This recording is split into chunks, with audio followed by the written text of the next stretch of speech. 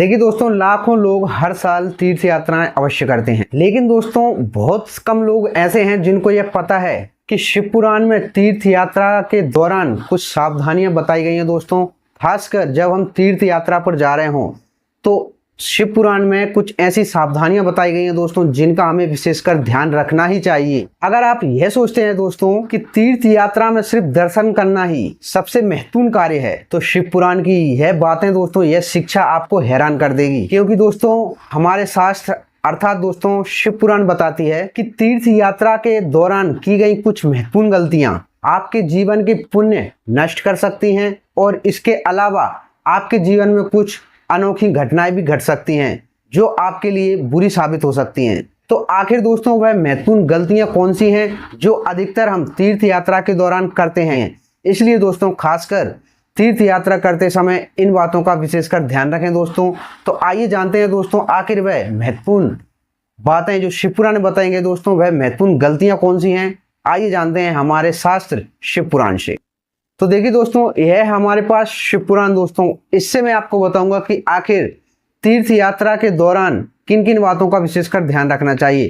तो देखिए दोस्तों, यह शिव महापुराण है दोस्तों, जो गीता प्रेस गोरखपुर से छपी है, आप देख सकते हैं, और इसका प्रथम खंड है दोस्तों।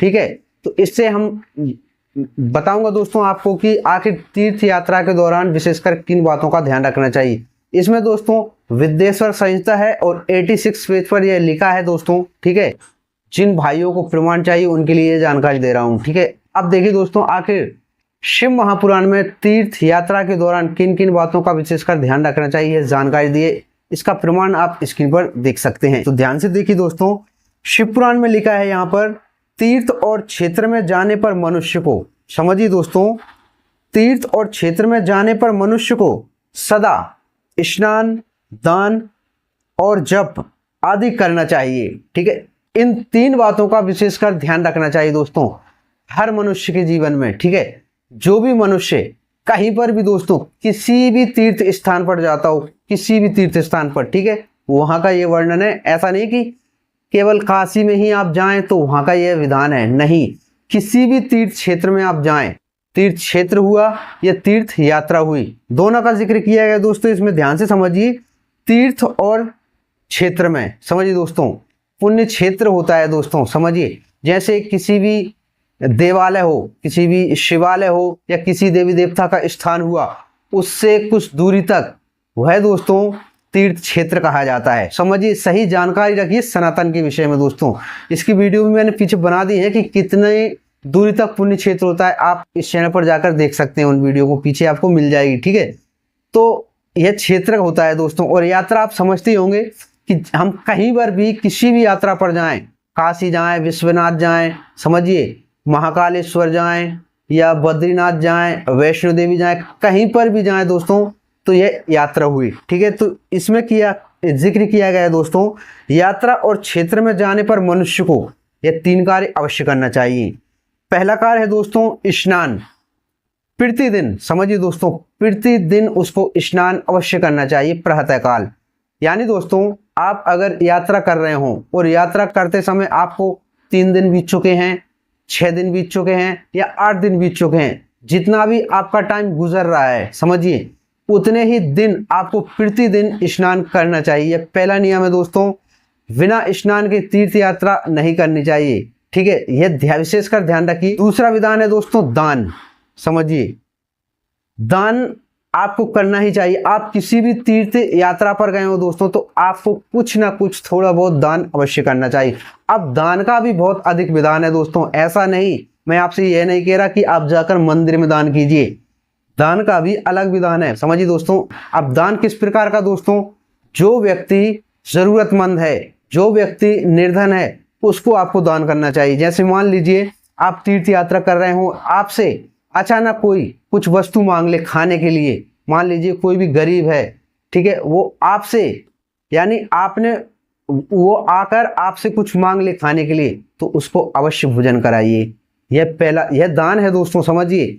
और इससे और बड़ा दान है दोस्तों कि आप खुद मन में विचार कीजिए, आपको कोई ऐसा व्यक्ति दिखता है कि इसे इस वस्तु की जरूरत है, और उसे बिना मांगे आप अगर वह वस्तु दान कर देते हैं दोस्तों, तो उसका 10 गुना अधिक भार बढ़ जाता है दोस्तों। यह विधान बताया गया है। यानी बिन मांगे जो वस्तु किसी भी निर्धन को दी जाए, समझिए, तो उसका उस दान से 10 गुना अधिक फल आपको प्रदान होता है। यह दान का विशेषकर महत्व है।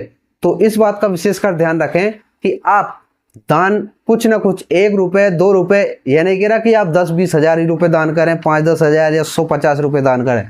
1 रुपये 2 रुपये कुछ भी आप किसी को वस्त्र दान कर दें, कुछ भी जितना आप में सामर्थ्य है कुछ ना कुछ दान अवश्य करें। तीसरा है दोस्तों जप।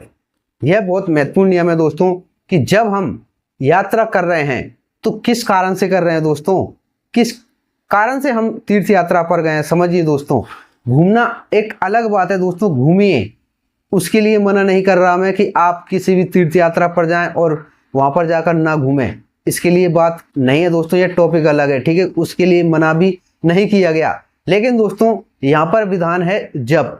जप का अर्थ है दोस्तों आप चलते फिरते कहीं पर भी, जैसे आप दोस्तों दर्शन के लिए जा रहे हों, ठीक है, या परिक्रमा दे रहे हों, तो आप जिस भी देवी देवता के स्थान पर वहां पर गए हैं तो आपको उनके मंत्र का उच्चारण, उनके नाम का जप कुछ ना कुछ दोस्तों करते ही रहना चाहिए। जैसे मान लीजिए आप गोवर्धन गए हैं और गोवर्धन की परिक्रमा दे रहे हैं, तो आपको श्री हरि नारायण, भगवान श्री कृष्ण, इनका नाम ध्यान जप करते ही रहना चाहिए दोस्तों, इनका नाम भजते ही रहना चाहिए।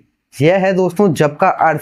यह नहीं है कि आप एक जगह जाकर और माला लेकर और बैठ जाएं और जप करने लगें।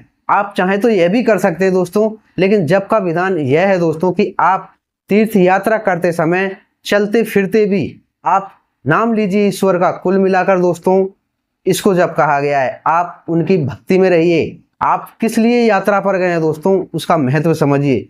तो यह है जप का विधान दोस्तों, ठीक है। तो यह 3 कार्य आपको अवश्य करना चाहिए दोस्तों तीर्थ यात्रा करने के दौरान।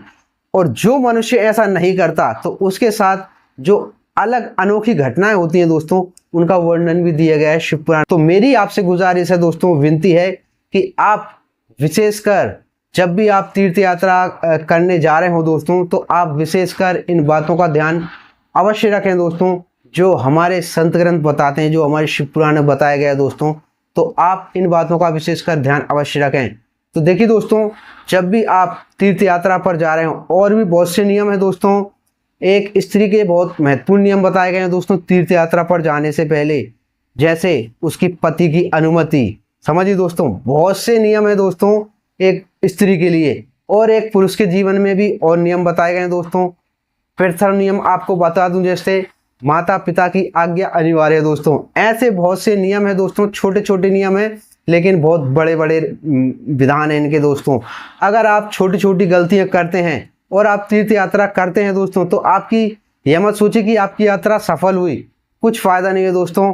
आपके साथ उल्टी ये घटनाएं घट सकती हैं दोस्तों। तीर्थ यात्रा पूर्ण होना तो छोड़िए दोस्तों, आप जो तीर्थ यात्रा का फल चाहते हैं वह तो नहीं मिलेगा दोस्तों, आपका फल और नष्ट और हो जाएगा, क्योंकि इसमें विधान बताया गया दोस्तों आपका पुण्य भी नष्ट हो सकता है। समझिए दोस्तों, आप ये गलतियां करते हैं। तो बहुत से विधान हैं। अगर आपको तीर्थ यात्रा के विषय में और विधान जानने हैं और अन्य रहस्यमयी बातें जाननी है दोस्तों जो शिव पुराण में बताई गई हैं, तो आप इस चैनल को सब्सक्राइब अवश्य कर लें दोस्तों, और कमेंट में अवश्य बताएं आपको अगर अन्य जानकारियां चाहिए, और ऐसी वेद से जुड़ी और रहस्यमयी जानकारियां अगर आपको चाहिए तो कमेंट में अवश्य बताइए दोस्तों। और इस वीडियो को ज़्यादा से ज़्यादा शेयर कीजिए दोस्तों, ताकि यह संपूर्ण और सत्य जानकारी अन्य लोगों तक पहुंच सके दोस्तों, ताकि उनकी यात्रा मंगलमय हो। चलिए दोस्तों, मिलते हैं नेक्स्ट वीडियो में किसी और रहस्यमय जानकारी के साथ। तब तक के लिए जय श्री महाकाल, जय सनातन।